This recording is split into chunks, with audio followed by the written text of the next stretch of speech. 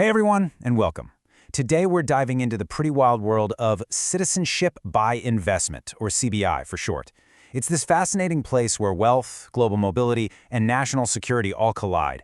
And it really boils down to this one major conflict. The shiny promise of getting a passport super fast versus, well, the need to do it safely. So here's the sales pitch, right? You see it online, a second passport, the freedom of visa-free travel, a whole new world of opportunities for you and your family. And the best part, you can get it all in just a few weeks. I mean, for anyone with the means who's looking for global access, that sounds absolutely incredible. But is it really that simple? And yeah, that's the big question, isn't it? Whenever something is offered that quickly, especially something as huge as citizenship, you gotta wonder, what's the catch? What are the real risks hiding behind those glossy ads and the whole fast passport promise? Okay, so let's quickly get on the same page. Citizenship by investment programs are official, government-run deals. Basically, you make a significant investment in a country's economy and they give you a path to a passport. For a lot of countries, especially smaller ones, these programs are a massive economic boost. But, and this is a big but, we're talking about handing out citizenship. The stakes really couldn't be any higher. So let's really dig into that fast passport promise.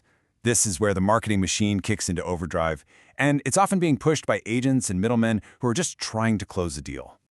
You have to pay close attention to the words they use. When you hear phrases like guaranteed approval or minimal scrutiny, that should set off some serious alarm bells. I mean, think about it. In the world of international finance and security, guarantees are basically non-existent. And minimal scrutiny? Well, that's just an open door for trouble. Look, to a potential applicant, this list sounds like a dream come true. Who wouldn't want less paperwork and a fast, guaranteed outcome? But if you're a responsible government, this list is basically your worst nightmare. Every single one of these promises hints at a shortcut, and in this industry, shortcuts are incredibly dangerous. Okay, so if that's the risky approach, what does the right way look like?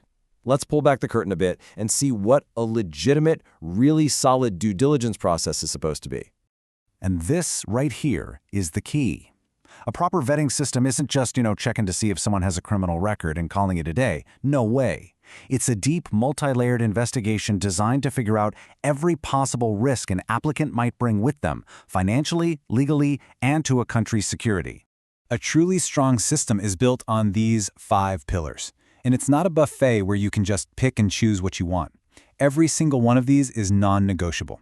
You have to verify who the person really is, where their money actually came from, check them against all the global watch lists, see if they have any risky political connections, and even screen their public reputation. And this really shows you just how complicated it gets. We're talking about biometric data and checking for aliases, digging through bank statements and investment histories, and cross-checking info with agencies like Interpol. It means screening for what are called politically exposed persons, or PEPs, who carry a whole other layer of risk. And it even involves modern stuff like analyzing open-source intelligence and social media. You just can't do all of that in a few weeks. So you can see the clash right here. The promise of minimal scrutiny goes head-to-head with the reality of a multi-layered identity check. The promise of quick processing totally ignores that these checks have to happen across different countries and in different languages. And guaranteed approval? That's just impossible when a real process depends on multiple nations and security agencies all working together. So this obviously leads us to the consequences. What actually happens when a program decides to put speed ahead of safety and starts taking these really dangerous shortcuts? Let's be absolutely clear about this. The consequences are severe. This isn't just some small paperwork problem. A weak vetting process can threaten a country's entire economy and its security. The dangers really fall into 3 big buckets. First, you've got a massive national security risk. You could literally be creating a safe haven for criminals. Second, there's the economic risk. Your country could suddenly face banking restrictions or lose out on legitimate investments. And finally, there's the reputation damage. Global trust is so hard to build and so easy to lose, and once it's gone, so are things like those really valuable visa waiver deals. And this is not just a theory, We've seen it happen in the real world. Programs in Eastern Europe and the Caribbean have come under intense international pressure because of concerns about their weak vetting processes. The risk isn't just a possibility. It's very, very real. So how should we be thinking about all this? Well, it brings us to a really important way to reframe the whole conversation.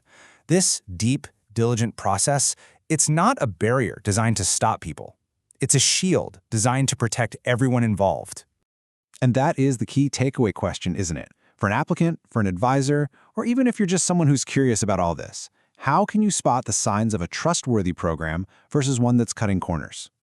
Okay, so here are the core principles to keep in mind. First, remember that good, tough vetting actually protects you, the applicant, just as much as it protects the country. Second, if someone is promising you unbelievable speed, you need to ask what's being skipped. Third, look for transparency.